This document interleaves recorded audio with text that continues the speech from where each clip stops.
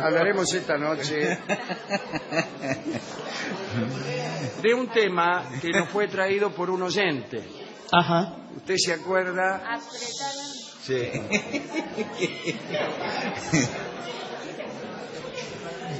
Bien. ¿Usted se acuerda del señor que nos pidió que habláramos de Absalón? Ah, sí. Bueno, hemos hecho una pequeña indagación y hablaremos hoy de Absalón, que era hijo de David y Abigail, y cuya historia se enmarca en la llamada tragedia de la casa de David. David fue el segundo rey hebreo, sucesor de Saúl, descendiente de Isaí, de la tribu de Judá. Según la crónica, se lo considera un rey esencialmente justo, valiente, apasionado, guerrero, músico, poeta, al que tradicionalmente se le atribuye la autoría de muchos de los salmos del libro de los salmos. Pero acá entre nosotros no era una persona muy recomendable, pero en fin. Fue considerado el verdadero creador de la monarquía israelí y líder de una teocracia que pretendía instalar el reino de Yahvé en la tierra. Gobernó durante 40 años Israel. David tenía muchos hijos. Todos recuerdan, además, la historia del pequeño David enfrentando al gigante Goliat, etcétera, etcétera. David tenía muchos hijos, entre ellos una hija hermosa que se llamaba Tamar. Pero Amnón, que también era hijo de David, se enamoró de ella. Y un día le tendió una trampa y la violó. Tamar se fue gritando a la casa de su hermano Absalón, quien odió a Amnón por haber violado a su hermana. Ahora bien, Absalón esperó 2 años para vengar a Tamar. Y así fue como un día invitó a todos sus hermanos, hijos del rey naturalmente, a una festichola.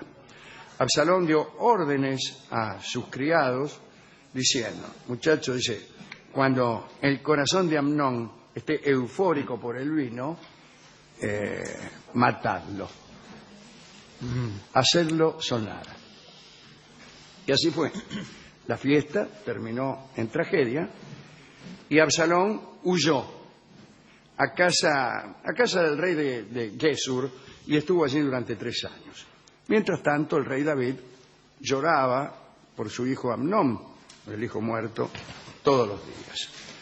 Ahora bien, muerto Amnón y al no existir un derecho sucesorio muy claro, Absalón comenzó a pensar que a lo mejor podía hacer valer sus derechos de primogenitura y empezó a conspirar al respecto. Contaba ciertamente con el apoyo de todos los estamentos del pueblo de Israel, pero la sucesión parecía reservada a Salomón, hijo además ilegítimo de David. Finalmente, lo que hizo Absalón fue hacerse, para no esperar la muerte de David y para no esperar la sucesión a favor de Salomón, se hizo proclamar rey. Un día que no estaba David, se fue, qué sé yo, David, no sé a dónde. El tipo dice, me proclamo rey. Y estalló un conflicto, imagínense. 2 bandos, el bando de Absalón y el bando de David, que entró en batalla junto al río Jordán. Estaban ahí peleando, e irónicamente fue la cabellera de Absalón, la hermosa cabellera de Absalón, digo irónicamente porque estaba muy orgulloso de esa cabellera, pero eso le produjo un gran problema porque se le quedaron los pelos enredados en los árboles y un capitán de David llamado Joab le dio alcance y lo atravesó con 3 flechas en el corazón. Bueno, la pena del rey David fue inmensa porque a pesar de haber ganado la batalla, naturalmente había perdido a su hijo, ¿no? Otro de los hijos, Adonías, aprovechando la debilidad de su padre, aprovechando que todo estaba medio convulsionado, se declaró él rey. Me dijo, más sí, ahora que con todo este lío que se armó, me declaro rey yo. Mientras esto ocurría, andaba por ahí Betsabé. ¿Quién era Betsabé? me dirán ustedes. Sí. Era la esposa preferida de David, pero está mal esto, no era la esposa de David. En realidad era la esposa de uno de los hombres de David, llamado Urías. Vino Betsabé, vino Urías, ¿qué tal? Dice Urías, le presento a mi señora Betsabé. Y David la miró, imagínense. Según la Biblia, el rey David vio desde la azotea del palacio a una hermosa mujer lavándose, bañándose. Sí. Se trataba de Betsabé, la mujer de Urías, elitita. David la mandó a buscar, directamente tuvo relaciones con ella. Eso es lo que dice acá. Está bien, señor. No, No. nada de que, señor, tampoco. ¿cómo le va? ¿Te gusta la poesía? No. Bueno, quizás sí Dice, y no lo sabe. ¿quién es esa mena que está allá? Y la mujer, tráigamela. Pero Ah, sí, por favor, no. qué rápido los trámites. Y Betsabé quedó embarazada. Informado David de este hecho, llamó a Urías, quien participaba entonces de la segunda campaña contra los amonitas. David sugirió a Urías que bajara a su casa y que atendiera a su esposa, que tuviera relaciones con ella. Pero Urías no lo hizo. Mirá vos.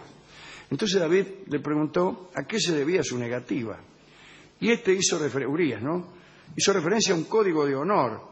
Dice, él no entraría a su casa para comer, beber y acostarse con su mujer, mientras el arca de la alianza, Israel y Judá, habitaran en tiendas, y mientras Joab y sus guerreros compañeros acamparan en el suelo. Es decir, había hecho como una promesa de no amar a su esposa, de no conocer a su esposa, hasta tanto se saliera de una cierta miseria.